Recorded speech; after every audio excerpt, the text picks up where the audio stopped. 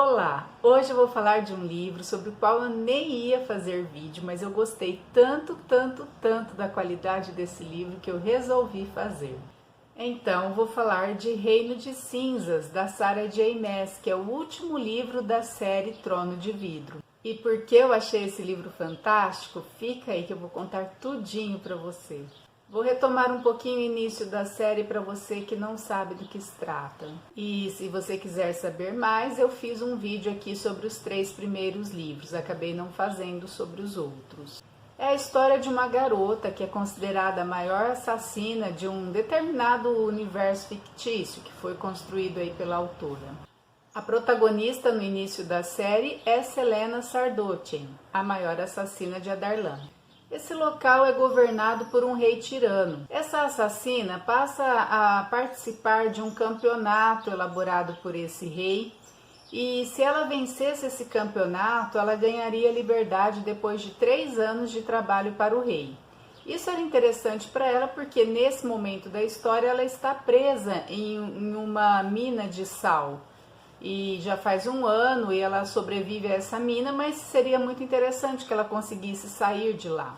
Obviamente ela ganha e acontecem muitas coisas ao longo da história. Ela conhece muita gente, ela consegue agregar várias pessoas para ficarem do lado dela, mas também ela consegue fazer vários inimigos, tanto nessa parte da história como na anterior, que se chama Lâmina da Assassina, quando é contado essa parte da história da Celaena enquanto ela aprende a virar uma assassina. E o porquê, né, que ela chega a se transformar nesse tipo de pessoa. No último volume, então, nós teremos a protagonista Aylin Galatnius. Me perdoem se não for essa a pronúncia. Ela é a herdeira do reino de Terrassen, ou Terrassen, não sei, e ela é também a portadora do fogo.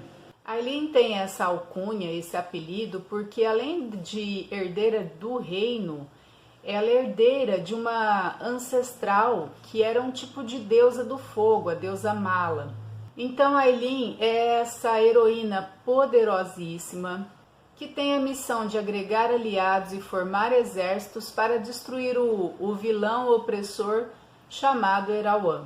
O livro começa então com Aylin presa em um caixão de ferro. O último volume terminou com ela sendo presa por Maeve e agora ele começa com ela nessa situação. O ferro, de acordo com a história, tem o poder de inibir a magia.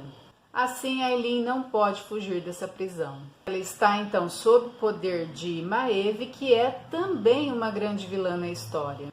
Maeve é o arquétipo da bruxa, mulher egoísta, que está sempre em busca de explorar os recursos, tanto materiais quanto humanos, para satisfazer as suas vontades. Erawan já é o vilão conquistador, que quer ter domínio sobre todos os outros povos, quer ser obedecido e respeitado a todo custo.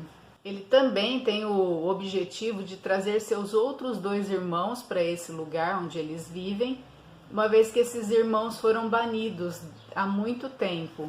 E essa dupla de vilões pode precisar se juntar em algum momento para conseguir manter esse poder que eles têm. Assim, há vários desafios ao longo da história que precisam ser solucionados. E também há vários núcleos de personagem que vão desempenhar a sua parte com tudo que podem para transformar o mundo em um lugar melhor, para fazer desse mundo um mundo melhor. Pois essa era a promessa de Aylin a todos. E como grande líder que é, ela consegue inspirar seus amigos, aliados e súditos a se mover também nessa direção. Então nós temos todos os preparativos para um grande enfrentamento entre os exércitos de Erawan e os exércitos aliados de Aylin. E ainda pesa sobre eles a dúvida se Maeve entraria ou não nessa briga. Um dos desafios é a busca pela última chave de Wyrd. É um tipo de chave que, somada a outras 2, abriria um portal para a partida de 12 deuses que em determinado tempo ficaram presos nesse mundo, mas que também, com essa partida, levariam Erawan para ser destruído em uma outra dimensão. Com essas mesmas chaves, o portal seria fechado para sempre, impossibilitando que criaturas desse tipo voltassem a passar por entre mundos e também libertaria a todos dessa criatura cruel. O problema é que a pessoa apta a forjar esse fecho precisaria dar a própria vida em troca de fazê-lo. E apenas 2 pessoas estão aptas a fazer esse sacrifício, que ficaria entre Dorian ou Aylin. Quem parte em busca dessa chave é o agora rei Dorian Avillard, que passou por uma grande transformação ao longo dos livros. De príncipe namorador e fútil, ele transformou-se agora em um grande rei, determinado, inteligente, e que vai utilizar de todo o poder da magia, da astúcia, para superar seus desafios. A saga de Dorian é também de autoconhecimento, de se entender com seus sentimentos mais duvidosos, sua frustração sobre a descoberta de que seu pai já era um monstro quando o gerou, e todo o sentimento que restou depois da morte desse pai. De forma geral, todos os personagens são muito bem construídos. São pessoas que, assim como nós, cada um está no seu processo de evolução. E não são seres nada perfeitos. As mudanças vão acontecendo gradualmente, muitas vezes movidas pelo desejo de vários personagens de se tornarem dignos do amor do outro. A própria Aylin não é uma pessoa tão boa o tempo todo. Ela é alguém que batalha, que quer o bem de todos, quer ajudar a todo o seu povo, mas que também já fez muita coisa errada no passado. Já agiu impulsionada pelo desejo de ser livre, tanto do poder quanto do reino que ela sabia que herdaria. E ela age de forma cruel e vingativa toda vez que sente necessidade. Depois vemos a evolução da bruxa Manon Bico Negro. Ela vai se transformando depois que conhece o segredo de que ela é filha de um casal que traz a ancestralidade tanto das bruxas Bico Negro como das bruxas Crochã ou Crocan, não sei como se fala. A partir desse conhecimento, ela passa a ressignificar sua história, transformando-se também numa grande líder.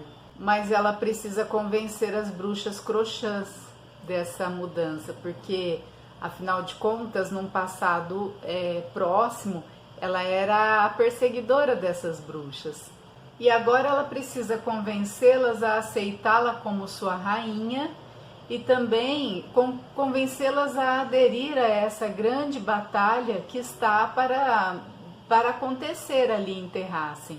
E, aliás, as grandes lideranças também são ponto-chave nessa história. A Edion, Manon, Aylin são grandes inspiradores e mobilizadores de todos que os seguem, para dar inclusive a própria vida em prol desse mundo melhor. A Edion, primo de Aylin, tem o desafio de liderar esse exército aliado. Está em suas mãos tomar decisões que, se erradas, pode levá-los a enfrentar problemas muito antes da hora. Nem sempre a Edion consegue ser justo e compreensivo, e está muitas vezes próximo de cometer esses erros que ele deveria tanto evitar. E é um personagem que também tem problemas a resolver com o pai, a quem ele acabou de conhecer, o feérico Gabriel. Aliás, esse livro tem muitos personagens que apresentam problemas com o pai, uma coisa bem psicanalítica. Que é o Westfall, por exemplo, o antigo capitão da guarda do rei Dorian. Ele se casa com a Irina Tower, que é uma figura bem importante nessa história. Ela tem o poder de cura e eles se casam, eles vão para o reino dele, que é a Niele, onde ele se encontra com o pai, que é uma pessoa também bastante intransigente, uma pessoa amarga, e eles chegam ali também com a missão de enfrentar o exército de Volks, que foi mandado ali por Erawan, e além desse enfrentamento com o exército inimigo, ele tem que fazer todo o enfrentamento com a história dele com o pai. E só depois disso tudo ele pode seguir também para o norte com o exército do Keiganato, que ele acabou de convencer a participar da guerra. Há ainda o núcleo de personagens que tem o objetivo, a grande missão de resgatar Ailyn. Fazem parte desse núcleo o Rowan, que é o amado de Ailyn, Lorcan, que é o férico mal-humorado, mais 2 féricos, que são o Gavriel e o Fenris, que se tornou um grande amigo de Ailyn, e Elide, que é uma humana no meio desse povo todo poderoso. Abrindo um parêntese aqui no vídeo, uma coisa que vinha me incomodando há um tempo é essa história de feérico, que agora aparece em todo livro de fantasia. Então eu fui pesquisar para entender o que é esse tipo de personagem. Então eu descobri que feérico é um tipo de fada que faz parte do sistema de crenças, do sistema cultural do antigo povo celta. Então eles não são apenas uma criação literária, eles fizeram parte de toda uma cultura primitiva que, na minha opinião, dá sim um certo charme a mais para a história. E voltando, eu estava falando do grupo que saiu em busca do resgate de Ailyn. E eu vou dar um destaque aqui para Elide, que por ela ser humana, ela não tem nenhum poder especial de magia, ela precisou desenvolver todo o potencial dela, cognitivo, potencial de astúcia, de inteligência, de esperteza, para superar as adversidades que ela precisou enfrentar ao longo de toda a vida e ainda agora nesse momento está enfrentando. Elide é dotada de uma habilidade de observação minuciosa e ela também tem a habilidade de manipular as pessoas a fazerem as coisas conforme ela deseja. E, de certa forma, Elide é uma dessas personagens que evolui bastante ao longo da história. Ela começa praticamente como uma vítima e, no desenrolar dos fatos, ela acaba se tornando essencial para o desfecho. Enfim, são várias frentes e cada uma, à sua maneira, precisa ir superando essas grandes adversidades que vão surgindo. E todos têm como objetivo comum se encontrar em Terrassen e vencer esse desafio maior, ou seja, vencer essa guerra contra Erawan. Como você vê, a história é bem complexa, há vários pontos em aberto que haviam sido deixados dos livros anteriores e a autora consegue fechar todos com maestria, criando situações bem inusitadas, gerando quebra de expectativas, eliminando clichês, tornando a história sempre muito instigante, muito boa, tanto é que foi premiado esse livro. A obra, de maneira geral, traz todos os elementos necessários para ser um grande épico. Uma narrativa grandiosa, de feitos heróicos, heróis incansáveis.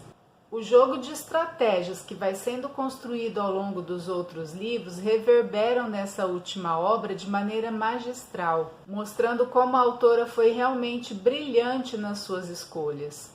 É como assistir uma grande partida de xadrez em que cada jogador, dos dois lados, tanto o pessoal do bem como do mal, vão criando estratégias, armadilhas, e às vezes você pensa que é uma coisa e é outra, e no fim vai acabar nessa grande batalha.